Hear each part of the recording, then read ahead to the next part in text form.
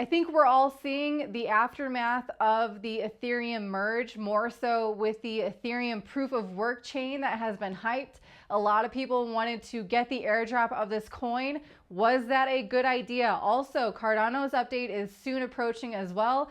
What's going to happen after that actually occurs, and a bonus story. That's what we're talking about today. Hit like, hit subscribe, check out the CT Club down below. We talk about it all the time. The link is there for you down below. So the bonus story first off, Dokwan, the mastermind megalomaniac behind UST, the guy who thought it could never ever fail, and it did, and it took out a lot of people's investments with it. He has now been investigated by detectives in South Korea, also in the US, and most recently, this happened a few days ago. Toby and I have been traveling basically we've had 30 hours of airtime in airplanes. So we're keeping you guys caught up as best we can. And most recently, there's been an arrest warrant for Dokwan out of South Korea. He's been chilling in Singapore. He went there, I think, a few months ago, and a lot of people assumed he was on the run, trying to disappear, get his second identity or whatever. And now there's an arrest warrant in South Korea. Dokwan doing what he does best, being as politically correct as he can, saying he's not running from the law. He's in Singapore. He's not in South Korea getting arrested. He's not going to be facilitating this investigation probably to any of his abilities. So anyway, that's an evolving story as well. We'll see if they're able to extradite him from Singapore to South Korea.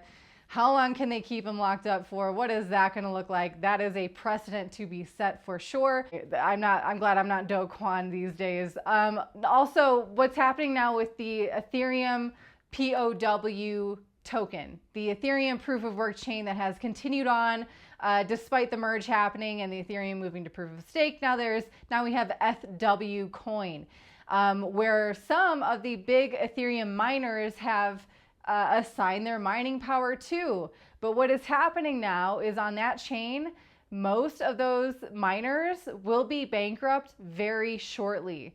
A lot of them are making, I think at best, 6 cents a day per mining rig that they have. So that's not super profitable. That's if you have the profitable setup basically that you're running. So what's going to happen when the miners aren't profitable? Are they going to ditch that chain and go to Ethereum Classic or to a number of other proof of work coins that currently exist? Speaking of Ethereum Classic, a lot of miners did shift towards there to the point now where the difficulty hasn't adjusted to the increase in miners, so the rewards are slim on Ethereum Classic now as well. I'm sure over time all this is going to balance out and find equilibrium. But what's happening most importantly with this Ethereum proof of work coin, a lot of people wanted to have it airdropped. A lot of people wanted to make sure that they had their Ethereum on the right wallet, on the right exchange to get their hands on this free coin, on this airdrop. A lot of people are having issues getting access to this coin, especially if they have it on their own wallet. If you have Ethereum on your ledger or Trezor, you can connect your hardware wallet through MetaMask and interact with the smart contract for the ETHW token. A lot of, I'm hearing half people are able to do this, half people aren't. That's not a good ratio, that half the people aren't able to access their coins if they want to, let alone trade it. Additionally, there is also most recently, as of a few hours ago, a replay attack using ETHW tokens on a Gnosis bridge. So that's a common risk and something that we warned about approaching this merge for people who wanted to take part in this airdrop, is the risk of replay attacks. When that's what we were referring to when we said we want to wait until the dust settles before you start moving your coins around from these two chains, because a recent hard fork can still cause a lot of confusion and a lot of people still want to make sure what's happening exactly. If you don't know what a replay attack is, I suggest you research it. I think hard forks are going to continue to be a common occurrence here in crypto.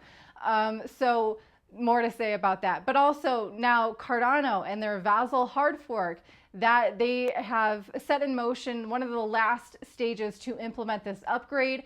It is very, very soon to happen. Now, I know Charles Hoskins was definitely trying to pump up this upgrade as best he could, I think, in attempts to compete with what was happening with Ethereum and the merge. He saw the price action that Ethereum saw with the attention of the merge upcoming. And so now we're seeing with Ethereum, obviously, and I think we all those who've been around for a while knew it was going to be a buy the rumor, sell the news situation, at least in the short term, which is exactly what we saw.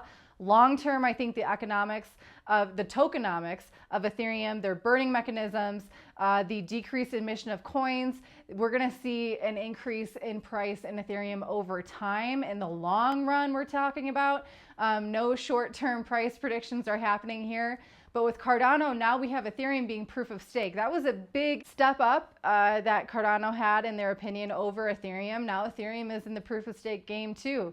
So what is going to be Cardano's bleeding edge against Ethereum? This Vasil hard fork is going to help developers have an easier time creating dApps. It's going to be better for DeFi apps, for DEXs on Cardano.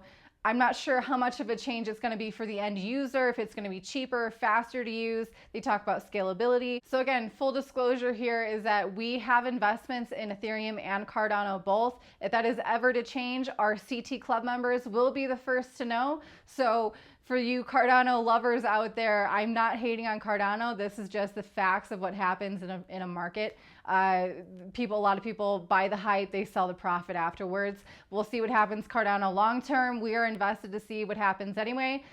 That's gonna wrap it up for today's episode. Hit like, hit subscribe. We'll see you soon. Bye guys.